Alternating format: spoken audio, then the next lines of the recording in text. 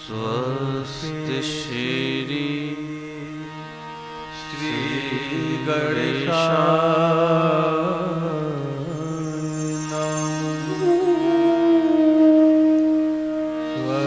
स्वस्ति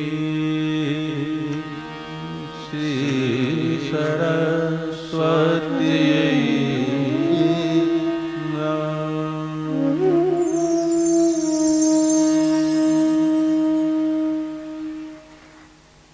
परम मंगल में परात्पर अखिलेश्वर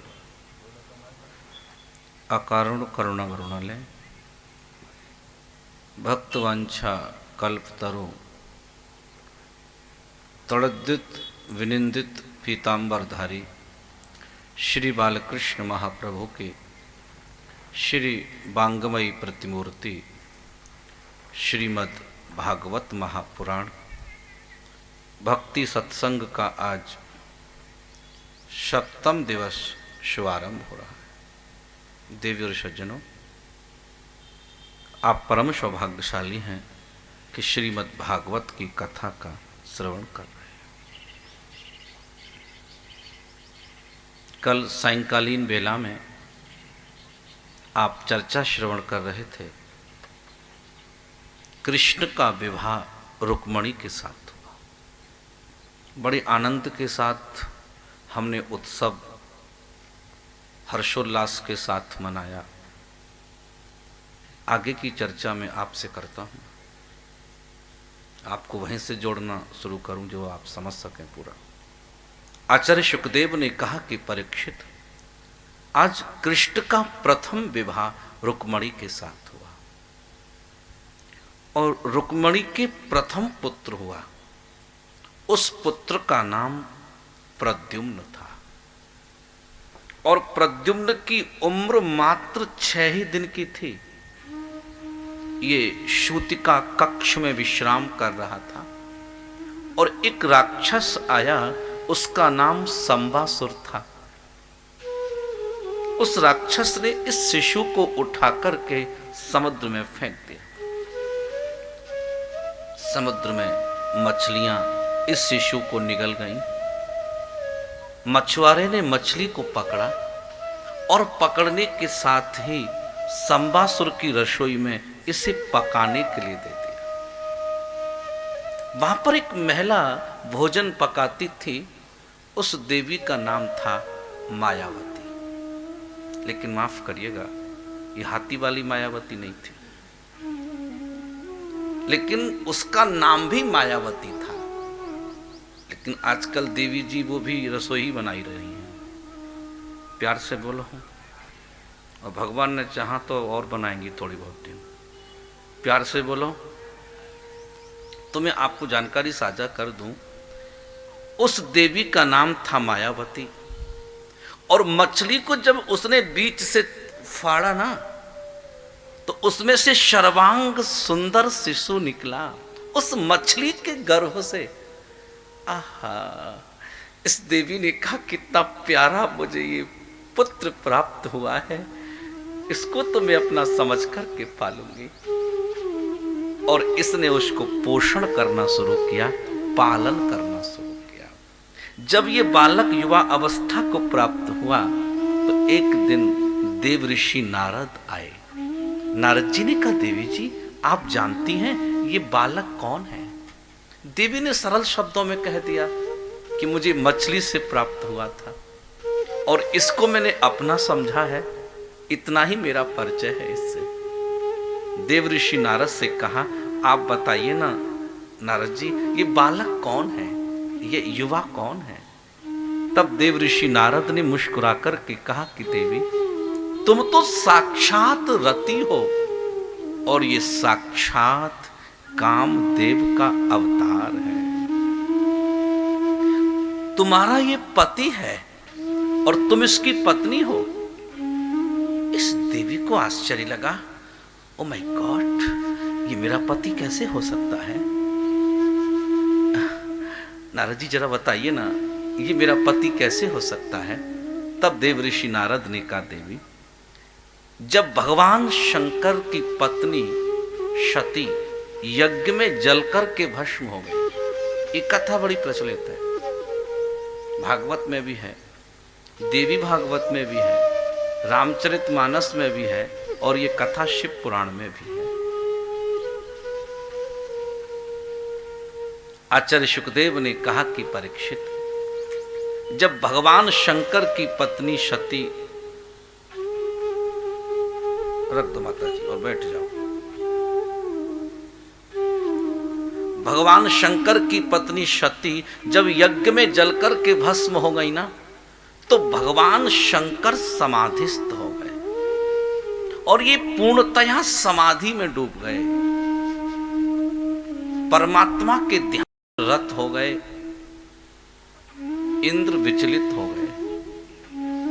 इंद्र ने कामदेव से कहा कि तुम शिव की समाधि को भंग कर दो।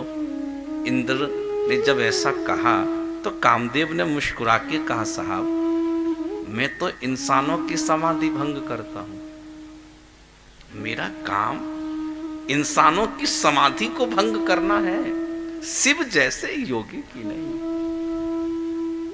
आज इंद्र ने कहा कि आपको मेरा आदेश मानना ही होगा। ठीक है, ओके, भी आपके द्वारा ही मैं सेवा देता हूं तो मानना पड़ेगा। और आज कामदेव ने आकर के शिव के चारों तरफ वासना का वातावरण बना दिया, वासना का एक माहौल डेवलप कर दिया। एक बात आपसे कहूं, आज समाज में वासना का वातावरण बना हुआ है, लेकिन हमको साधना का बनाना है। मोबाइल ने, टीवी ने, नेट ने, ऑरकुट ने, यूट्यूब ने, व्हाट्सएप ने, फेसबुक ने, ट्विटर ने, इंस्टाग्राम ने अच्छा माहौल बनाया है, प्यार से बोलो। लेकिन हमें वासना का नहीं, हम साधना का बनाने के लिए आए। हमारा मकसद ठीक उसके विपरीत है। चैतन्य महाप्रभु ने, प्रभुपाद ने, जो बंगाल के महान संत थे, उन्होंने सबसे पहले लंदन में जाकर गीता प्रवचन शुरू किया। क्यों? जहां लोग निर्वस्त्र पड़े रहते थे, जहां लोग विलासिता में पूर्ण डूब चुके थे, प्रभुपाद कहते हैं ऐसे जीवों को हम भगवान की तरफ ले जाएंगे। और प्रभुपाद ने अपने एक स्टेटमेंट में लिखा और मैंने पढ़ा कि वहां प्रभुपाद के बारे में लोग जानते नहीं थे, वो इतनी विलासिता में डूबे थे कि कौन गीता सुनेगा, इतनी विलासिता में डूबे थे कि कौन भागवत में कीर्तन करेगा। लेकिन सत्संग का कीर्तन का इतना प्रभाव गहरा होता है। एक विदेशी महिला राइटर ने लिखा कि मैंने अपनी विलासिता को पूर्ण करने के लिए नाना यंत्र और मनुष्य और नाना प्रकार के प्राकृतिक संसाधनों को उपयोग किया, लेकिन विलासिता मेरी पूर्ण नहीं हुई। लेकिन जब मैंने कृष्ण भक्ति की, गोविंद के रस में सरोबोर होने लगी और गोविंद के नाम को मैं जपने लगी, सदा के लिए मेरी इच्छा पूर्ति हो गई। सदा के लिए संसार के संसाधनों से साहब मैं आपसे बताऊं सुख मिलता है, लेकिन भगवान के सत्संग से सुख नहीं, आनंद मिलता है। गोविंद के नाम में सुख नहीं है, यहां तो परमानंद है, यहां तो सच्चिदानंद है। मैं छोटा था, मुझसे लोग कहते थे आप किस रास्ते पर जा रहे हो? अरे ये तुम्हारी अवस्था भागवत सुनाने की नहीं है। मैं हंसता था कि जीव सिर्फ इस संसार में भोगों को भोगने के लिए नहीं, हम इस संसार में भोगों से निवृत्त होकर के परमात्मा की प्राप्ति के लिए आते हैं। भोग तो स्वाभाविक जीव को मिल ही जाते हैं। और श्रीमद् भागवत में लिखा कि आज कामदेव ने जब वासना का वातावरण बनाया तो शिव ने यह जानना चाहा कि ये कौन है जो मेरी समाधि को विघ्न करना चाहता है। तो शिव ने दो नेत्रों को बंद रखा, क्योंकि वो समाधिस्थ थे ना, और शिव ने तृतीय नेत्र को खोला। और जैसे शिव ने तृतीय नेत्र को खोला, रामचरितमानस में लिखा, जब शिवती सर नयन उघारा,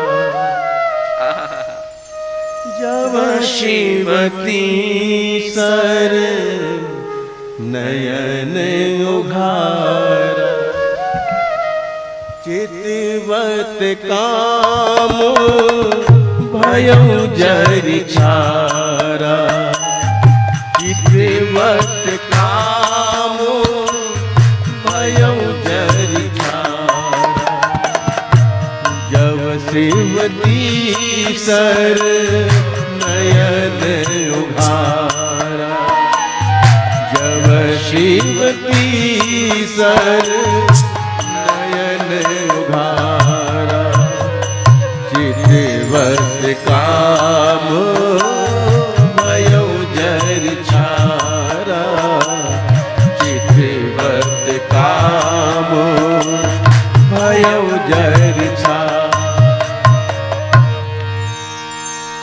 जब भगवान शंकर ने, जदुवंश, जब भगवान कृष्ण ने तृतीय नेत्र खोला तो कामदेव जलकर के भस्म हो गए, भोगी तो भयभीत हो गए और योगी लोग तो निर्भीक हो गए।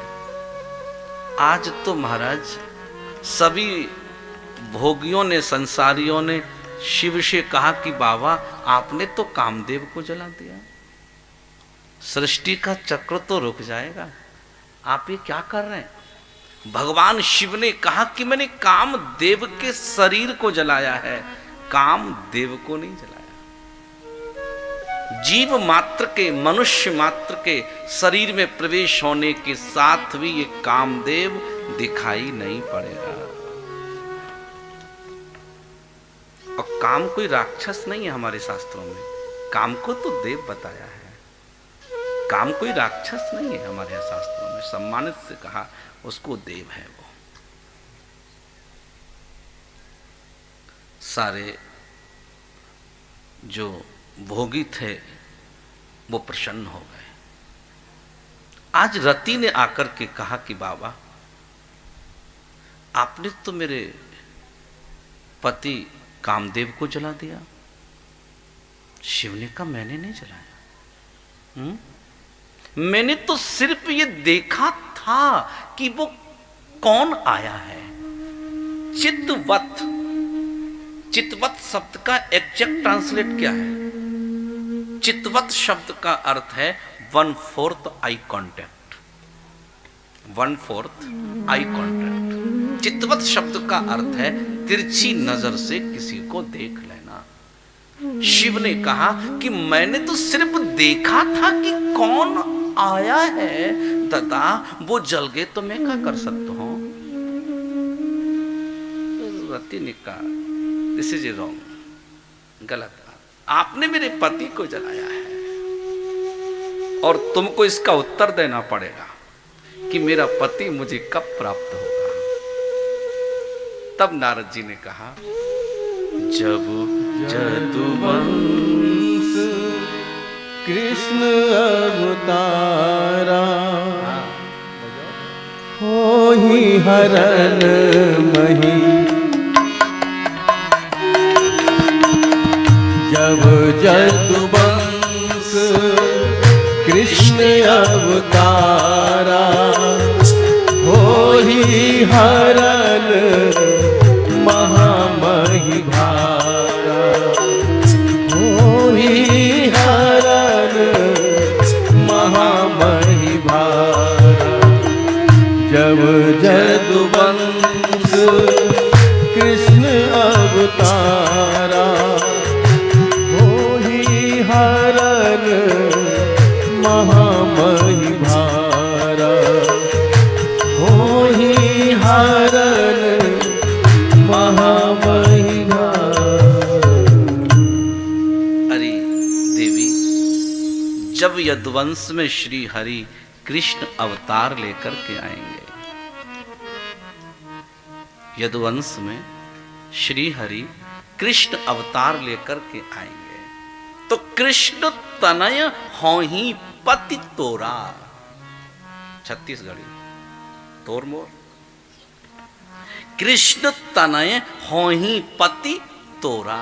मानस एक ऐसा काव्य ग्रंथ है इसमें सभी भाषाओं का समावेश है। एक व्यक्ति ने मुझसे कहा, महाराज तुलसीदास ने सभी भाषाओं को समावेश किया। मैंने कहा, बोले इंग्लिश का नहीं किया। मैंने किया है, तुम पढ़ो इसको। विदेह नगर नियराया। नियर शब्द का प्रयोग कहाँ होता है? नियर शब्द का प्रयोग, बिहाइंड शब्द का प्रयोग कहाँ होता है? पास के। गोस्वामी जी लिखे, राम जी जब पहुंचे कि विदेह नगर नियर आया।